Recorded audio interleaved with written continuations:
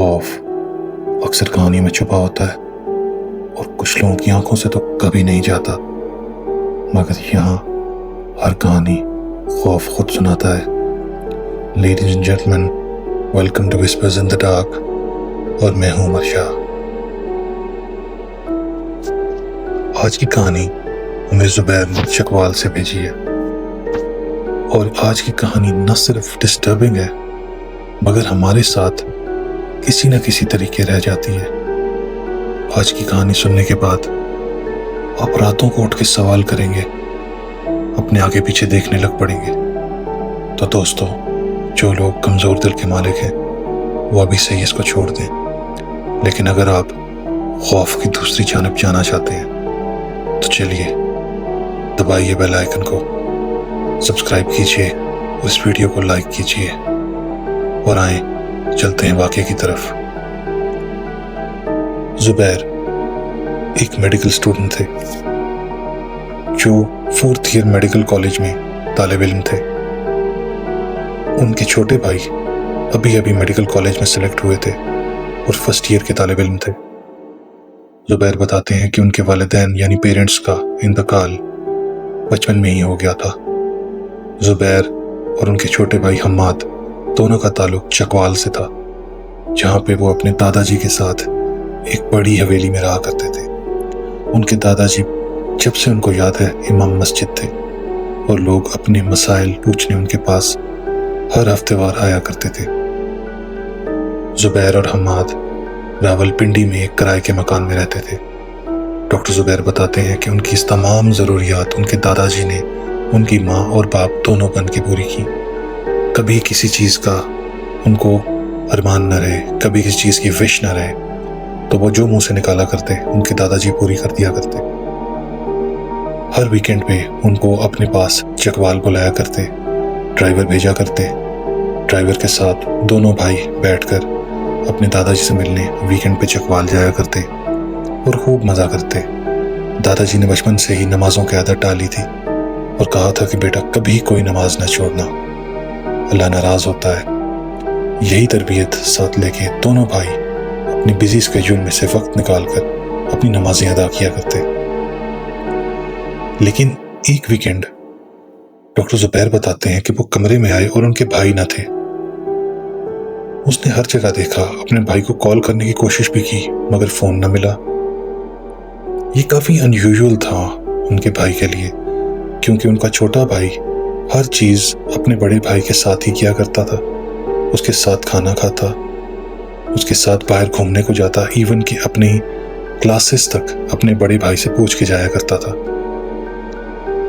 زبیر نے اس کے دوستوں کو فون کیا، ان سے پتا کیا کہ حماد کدھر ہے، تو وہ کہنے لگے کہ آج حماد میڈیکل کالج نہیں آیا۔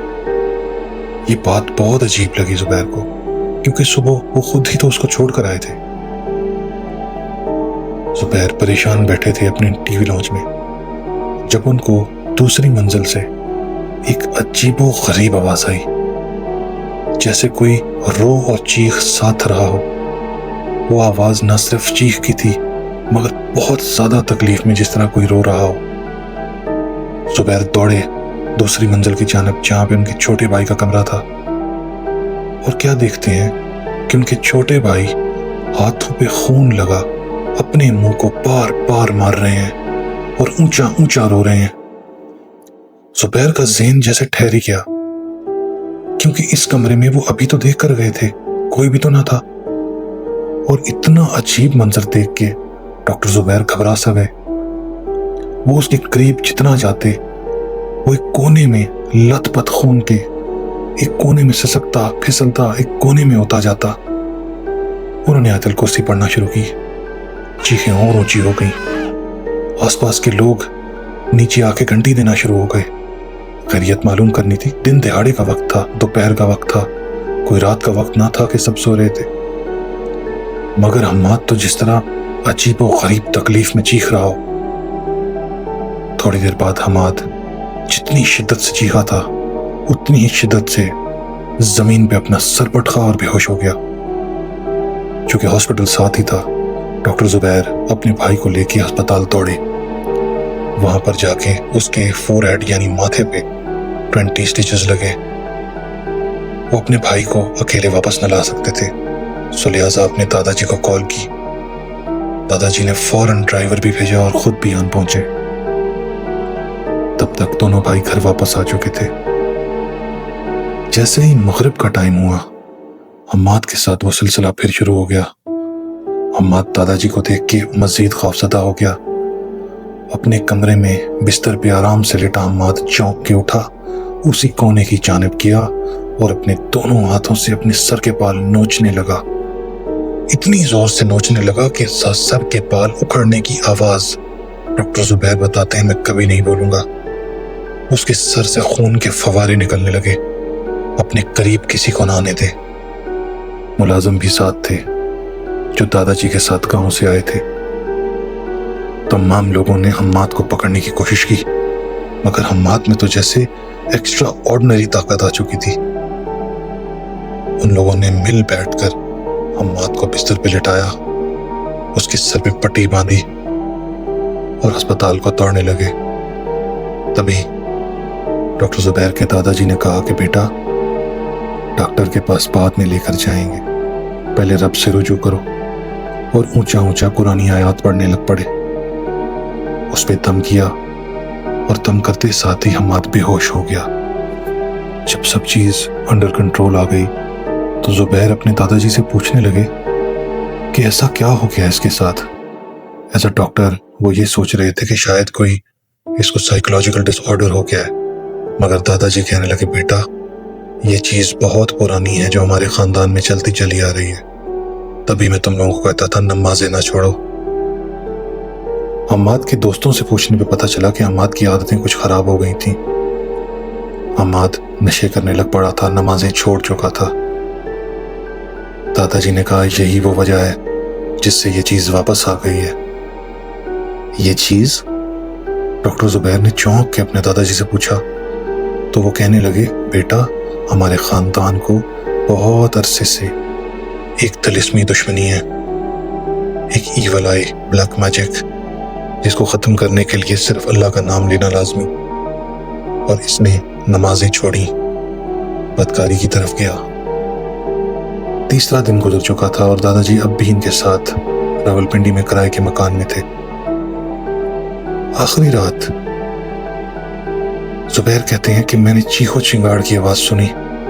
हम्माद के कमरे के बाहर 2 मुलाजिम ठहरा करते थे। दोनों मुलाजिम उस वक्त कमरे के बाहर ना थे। हम्माद कहते हैं कि जिस तरह ऐसे चीख रहा था जिसको उसको जलाया जा रहा हो, मारा जा रहा हो उसको। जुबैर दौड़कर उसके कमरे की जानिब गए।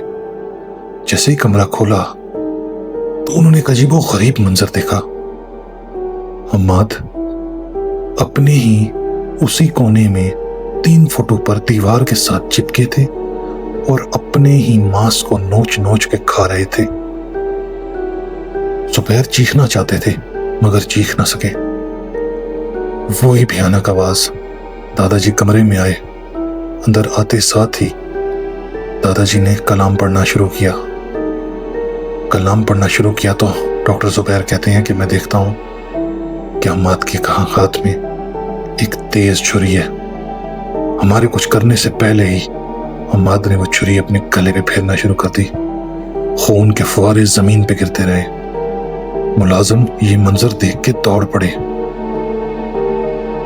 जुबैर कहते हैं मैं अपने भाई की जान न बचा सका और जैसे ही उसकी शारा कटती चली गई उसके खून का प्रेशर जमीन पे गिरता चला गया तो बिल्कुल सन्नाटा छा गया। दादाजी आंसुओं में जमीन पे गिर पड़े। जुबैर अपने भाई की सरकटी लाश को एक तरफ से उठाएं, एक तरफ उसके सर को सहारा दें। ये कहानी यहां खत्म नहीं हुई। हम्माद की तदफीन के बाद जुबैर कभी रावलपिंडी नहीं गए। वो अपने दादाजी के पास चकवाल शिफ्ट हो गए। मेडिकल कॉलेज की तालीम भी 1 साल के लिए रोक दी। लेकिन जुबैर बताते हैं आज भी वो मंजर उनके ज़हन से निकल नहीं सकता। वो चीखें, वो तमाम वाकया उनके ज़हन में दफन हो चुका है। دادا جی بھی اس واقعے کے بعد کچھ زیادہ نہیں بولتے. وہ سب کچھ کیا تھا، ایسا کیا تھا ان کے خاندان میں زبیر نے ہم سے شیئر نہیں کیا. دوستو امید ہے یہ سٹوری آپ کو پسند آئی ہو، تو لائک اور سبسکرائب کیجیے گا اور سٹوری کو زیادہ سے زیادہ شیئر کیجیے گا. کل ملتے ہیں ایک نئے واقعے کے ساتھ.